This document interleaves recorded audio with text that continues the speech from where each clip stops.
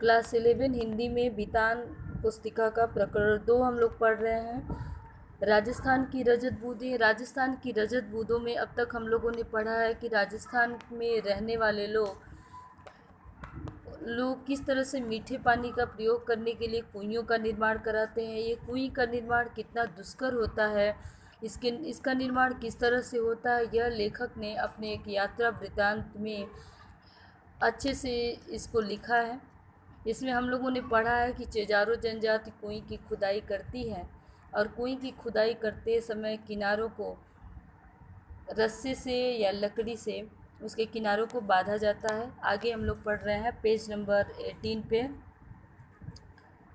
कुएं की सफलता यानी सजलता का उत्सव अवसर बन जाती है। यूँ तो पहले दिन से काम करने वाले का विशेष ध्यान रखना वहाँ की परंपरा रही है, पर काम पूरा होने पर तो विशेष भोज का आयोजन होता था। चेलवांजी को विदाई के समय तरह तरह की भेंट दी जाती थी। चेजारों के साथ गांव का यह संबंध उसी दिन नहीं टूट जाता था। आज प्रथा से उन्हें वर्ष भर के 30 त्योहार में, विवाह जैसे मंगल अवसरों पर नेक भेंट दी जाती और फसल आने पर खलिहान में उनके नाम से अनाज का एक अलग ढेर भी लगता था। अब सिर्फ मजदूरी देकर भी काम करवाने का रिवाज आ गया है।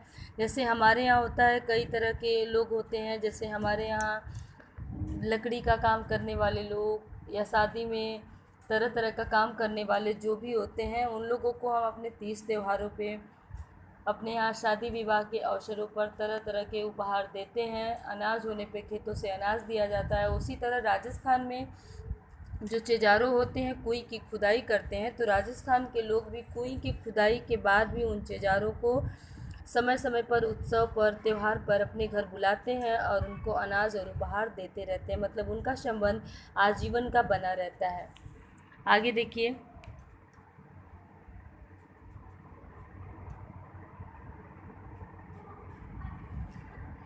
कई जगहों पर चेजारों के बदले सामान्य गृहस्थ इस विशिष्ट कला में कुशल बन जाते थे।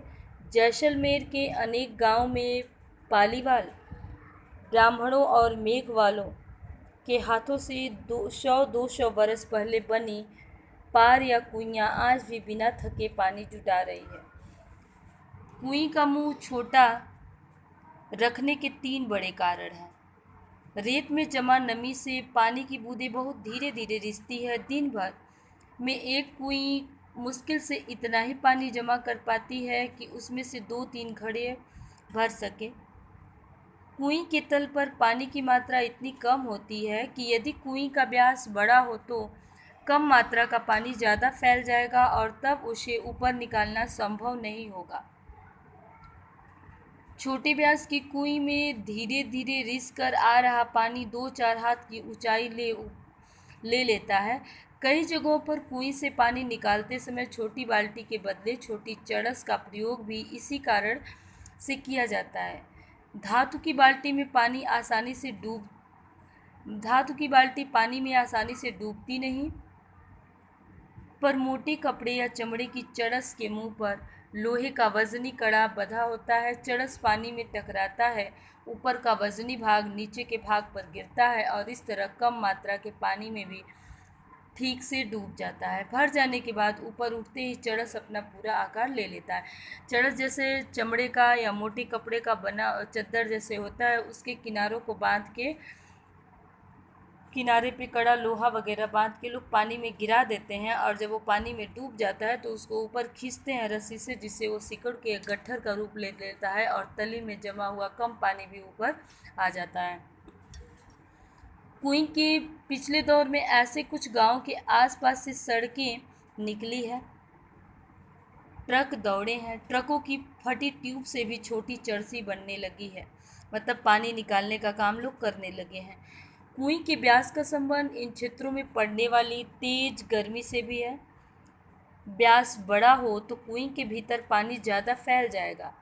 बड़ा व्यास पानी को भाप बनकर उड़ने से रोक नहीं पाएगा। बोल रहे हैं कि कुएं का मुंह पतला रखने का एक और कारण है, कि यदि कुएं का मुंह चौड़ा होगा तो उसमें पानी कम होता है और वहाँ पे तेज़ गर्मी पड़ती है। तेज़ गर्मी से पानी वाष्प बन के उड़ जाएगा और लोगों का पेयजल कम हो जाएगा, इसलिए लोग कुएं के व्यास को छोटा रखते हैं। आगे हम लोग दूसरी वीडियो में पढ़ते हैं।